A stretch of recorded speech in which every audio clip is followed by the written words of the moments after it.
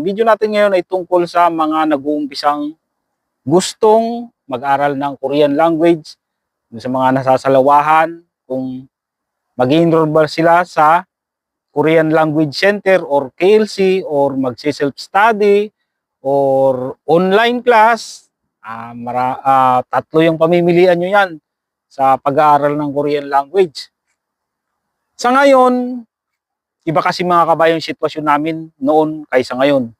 Kasi alam nyo, ang malaking pagkakaiba ngayon, nandyan na lahat.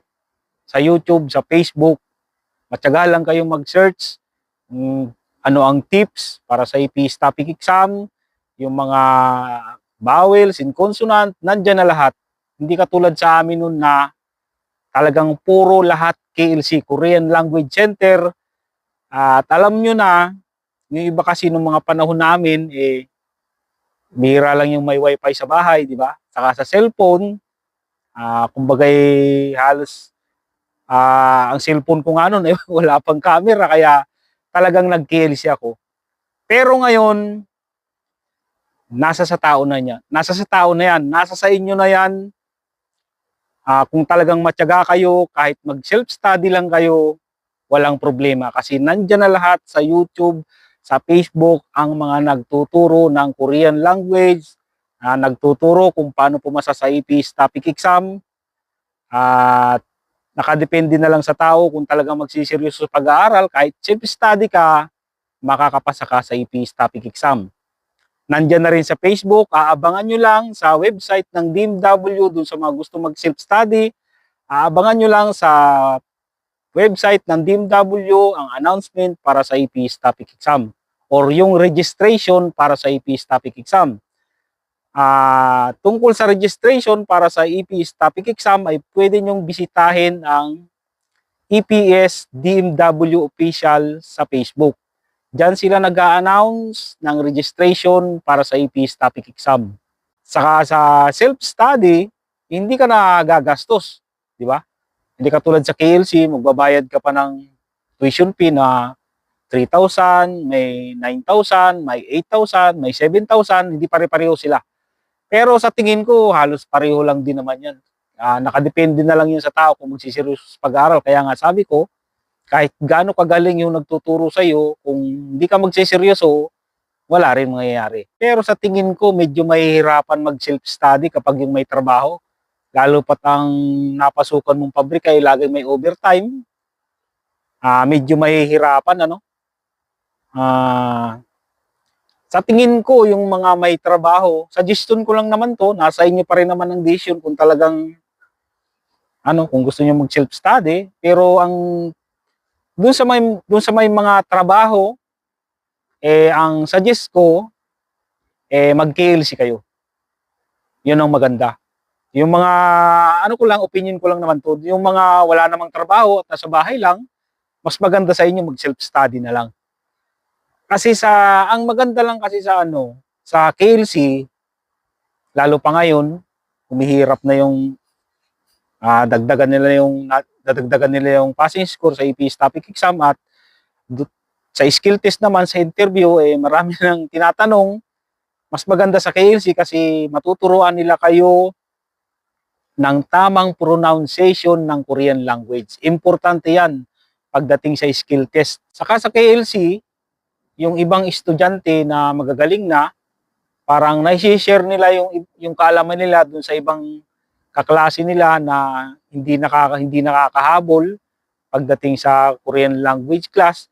May isa nga tayong kababayan na nagsabi na mababait daw yung mga kaklase niya sa Korean Language Center at tinuturuan din siya bukod dun sa teacher nila sa Korean Language Center. Nung nag-aaral ako ng Korean language, wala talaga wala naman akong internet sa bahay. Paano ako makakapanood sa YouTube? Kaya bagay talaga sa amin nun mag-KLC. Ayun, yung binigay na libro sa akin ng Korean Language Center, doon lang talaga ako nag-aral. Doon lang ako nagbasa-basa, doon lang ako nag-memorize ng mga Korean language vocabulary. At awa naman ng Diyos, pumasa naman kahit pasang awa. Ganun lang sa amin nun. Ang pagkakaiba lang kasi sa amin nun ay hindi kumbaga mas madali yung exam namin nun kaysa ngayon. Ngayon, pinapahirap na nila Kasi alam nyo na nag-upgrade, di ba? Alam din naman nila yan eh, na kahit saan, kaya sa YouTube, sa Facebook, pwede kang mag-aral ng Korean language. Kaya mas gumagaling ang mga nag-aaral ng Korean language ngayon. Baka darating ang time, darating ang mga taon, habang dumadaan yung mga taon ay pagaling na ng pagaling yung mga nag-aaral ng Korean language. Sa tingin ko, halos pareho na lang din naman eh, kung mag-self-study ka or mag-KKLC ka.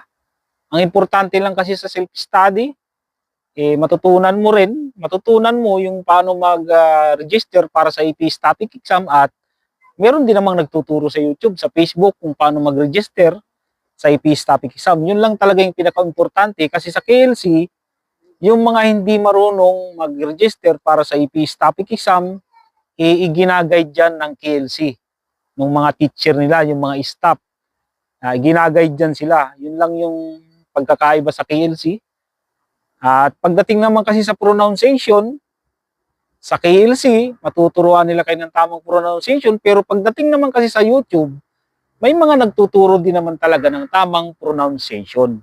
Nasa sa inyo na lang talaga kung gagawin niyo ng mabuti, kahit mag-self-study lang kayo, matututunan nyo yan, yung tamang pronunciation na yan.